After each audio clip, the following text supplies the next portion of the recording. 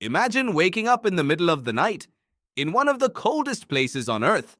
The wind is screaming outside. The temperature is far below freezing, and something has terrified you so badly that you cut your way out of your own tent, not through the entrance, through the fabric. Then you run into the darkness, without boots, without a coat, without a flashlight. You know you will probably die, and somehow, staying inside feels even worse. This is not a movie. This really happened. In February 1959, 9 experienced hikers entered the Ural Mountains of the Soviet Union. Weeks later, every one of them would be dead. And more than 60 years later, nobody can fully explain why. It began as an ordinary expedition. The group was young, strong, experienced. Most were university students trained in some of the harshest winter conditions imaginable. They had crossed dangerous terrain before. This journey was supposed to be another challenge. Nothing more. Their destination was a remote mountain known by the local Mansi people as Kholat Shakal. Its name carried an unsettling meaning, Dead Mountain. At the time, nobody thought much about it. Later, the name would become impossible to ignore. The expedition started normally. Photographs from the trip show smiling faces, friends laughing in the snow, sharing meals, writing in journals, posing for pictures. Nothing looked unusual. Nothing looked dangerous. If someone had shown those photographs to the world and asked which of them would soon become part of one of history's greatest mysteries, nobody would have guessed. Days passed. The weather became harsher. The winds grew stronger. Snow swallowed the landscape. The mountains became increasingly isolated. But the group continued. That was what they had trained for. Then something happened. Something that transformed an ordinary expedition into a mystery that would survive for generations. On February 1st, 1959, the hikers established what would become their final camp. They pitched their tent on the slope of Dead Mountain, prepared for the night, took photographs, wrote in their journals. Everything appeared normal. Then the record ends. No diary entry explains what happened next. No witness survived to tell the story. Only silence. Days later, the group failed to return. At first, nobody panicked. Delays were common during winter expeditions, but as more time passed, concern turned into alarm. Search teams were sent into the mountains. What they discovered would raise more questions than answers.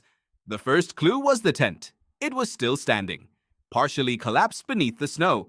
But something was terribly wrong. The tent had been cut open from the inside. Not one cut, several. The occupants had apparently escaped through the fabric instead of using the entrance, but that wasn't the strangest discovery. Most of their belongings were still inside. Heavy coats, boots, supplies, equipment, everything needed to survive the freezing night, left behind. It made no sense. Outside the tent, investigators found footprints. The tracks moved away from the camp, down the mountain, toward a distant forest. Some appeared to belong to people wearing only socks.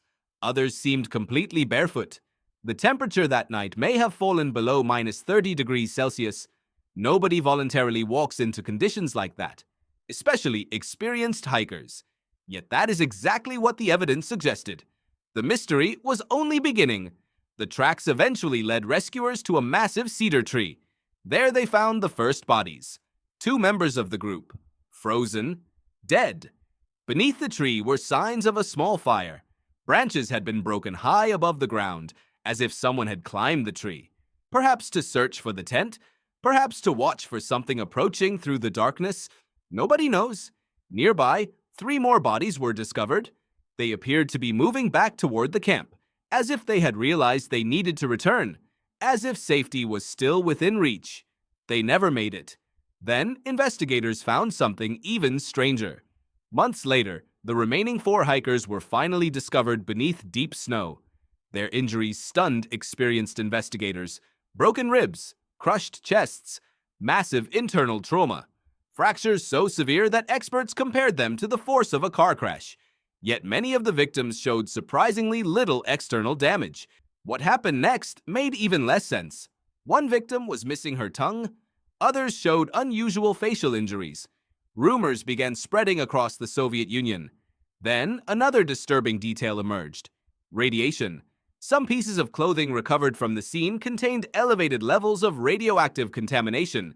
Suddenly, the mystery became even darker. What happened on that mountain? An avalanche? That became one of the leading explanations. A sudden wall of snow could have forced the hikers to flee their tent. But critics pointed to problems. The tent was still visible.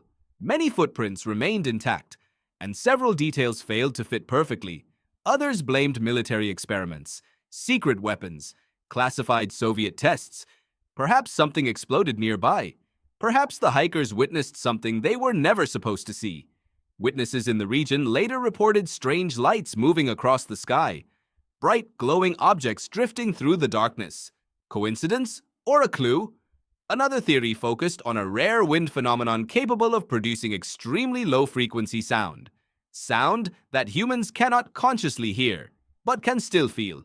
Fear, anxiety, panic. The overwhelming sensation that something terrible is about to happen. Could an invisible force have driven the hikers from their tent? Maybe, but nobody can prove it.